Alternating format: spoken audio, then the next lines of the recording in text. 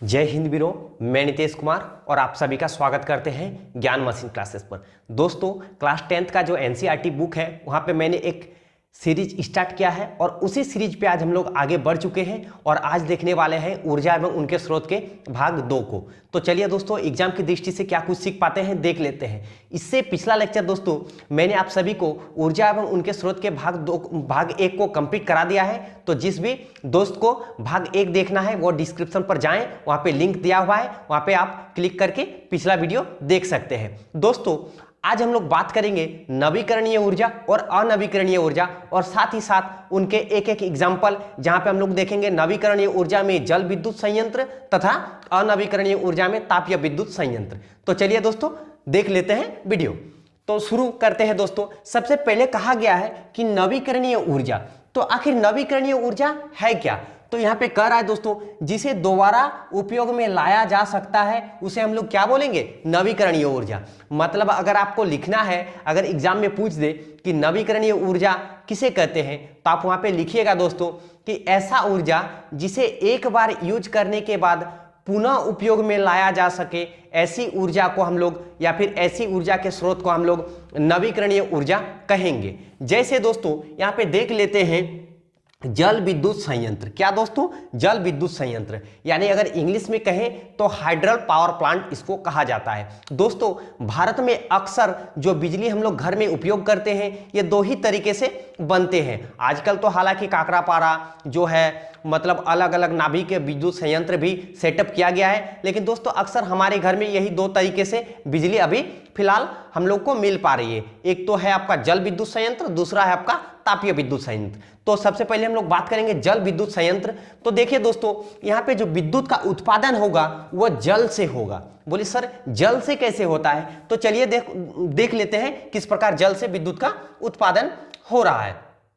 तो कुछ बात कर लेते हैं दोस्तों नवीकरणीय ऊर्जा पर। तो नवीकरणीय ऊर्जा मतलब ऐसा ऊर्जा जिसे हम लोग बार बार यूज कर सकते हैं। मतलब एक बार यूज किए, फिर वो इकट्ठा हो गया, फिर उसको पुनः यूज किए, फिर उसको दोबारा, इस तरह करके हम लोग यूज करते रहते हैं। इसका सबसे बड़ा जीता जागता उदाहरण है दोस्तों हमारे धरती पर सूर्य का होना। सूर्य एक बहुत बड़ा नवीकरणीय ऊर्जा का स्रोत है जो हमें प्रतिदिन प्रकाश ऊर्जा तथा तापीय ऊर्जा के रूप में हमें देते हैं। और पिछला लेक्चर में हम बताए थे दोस्तों कि ऊर्जा का न तो मतलब ऊर्जा को विनाश किया जा सकता है, ना तो उसको बनाया जा सकता है, बल्कि एक रूप से दूसरे रूप में उसको कन्वर्ट किया जा सकता है। तो दोस्तों जल विद्युत संयंत्र में आखिर होता क्या है? नदी जो होती है दोस्तों, नदी, तो नदी पे सबसे पहले क्या बनाया जाता है दोस्तों? बांध बनाया जाता है। क्या बनाया जाता है? बांध। और सबसे पहले अगर ये श्रेय दिया जाए दोस्तों तो जवाहरलाल नेहरू को दे सकते हैं। तो सबसे पहले क्या देख लीजिए, ये नदी है मान लीजिए, ठीक है, यहाँ पे एक बड़ा सा बांध बनाया गया है। क्या बनाया गया है मित्रों? बांध बनाया गया है। चलिए, इधर बांध में इकट्ठा पानी पूरा रखा गया है। इधर क्या है दोस्तों? पानी है पूरा, ठीक है, इधर पूरा पानी है। और पानी को इस तरह से छोड़ा जाता है कि वो पानी जाकर कहाँ गिरे? टरबाइन पे गिरे। टरबाइन मतलब एक प्रकार का पंखा मान लीजिए दोस्तों, और घर वाला पंखा नहीं, ये बहुत विशाल पंखा होता है और टरबाइन के ऊपर ही पानी को गिराया जाता है। क्या गिराया जाता है दोस्तों? गिराया जाता है। और ये विशाल पंखा होता है दोस्तों, ऐसे छोटा मोटा घर वाला पंखा नहीं। और ये जो टरबाइन होता है एक शाफ्ट से जुड़ा रहता है दोस्तों।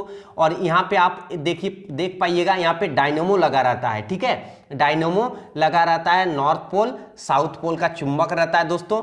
और यहाँ से फिर आपका इलेक्ट्रिसिटी प्रोड्यूस हो जाता है और यहाँ से आप बल्ब को जला सकते हैं, ठीक है मित्रों। बल्ब बना नहीं दोस्तों, ये बल्ब है मान लीजिए, ठीक है, बल्ब को आप यहाँ पे जला सकते हैं। तो यहाँ पे होता क्या है दोस्तों कि देखिए, यहाँ पे पानी को इतना प्रेशर से छोड़ा जाता है यहाँ पे कि ये पंखा घूमता है और पंखा के साथ कनेक्ट है क्या?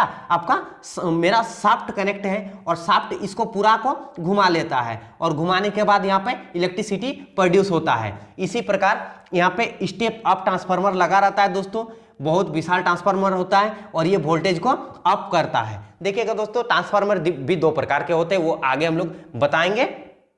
तो यहाँ पे इस तरह से बिजली का उत्पादन होता है। अब बताइए दोस्तों, ये जो पानी ब्लेड को घुमाया, मतलब पूरा टरबाइन घुमा और ये पानी फिर जाकर कहाँ चल गया दोस्तों? नदी में चल गया।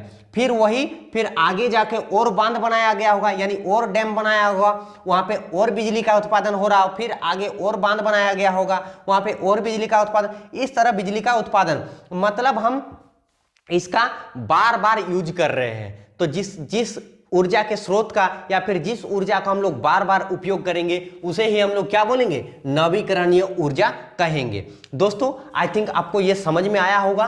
चलिए अब आगे बढ़ते हैं अनवीकरणीय ऊर्जा। अनवीकरणीय ऊर्जा में हम लिखे हैं दोस्तों, जिसका पुनः उपयोग संभव नहीं, मतलब जिसे एक बार यूज करने के बाद वह पूरा एकदम खत्म हो जाए, मतलब कुछ भी ना बचे, उसे हम लोग क्या बोलेंगे, अनवीकरणीय ऊर्जा।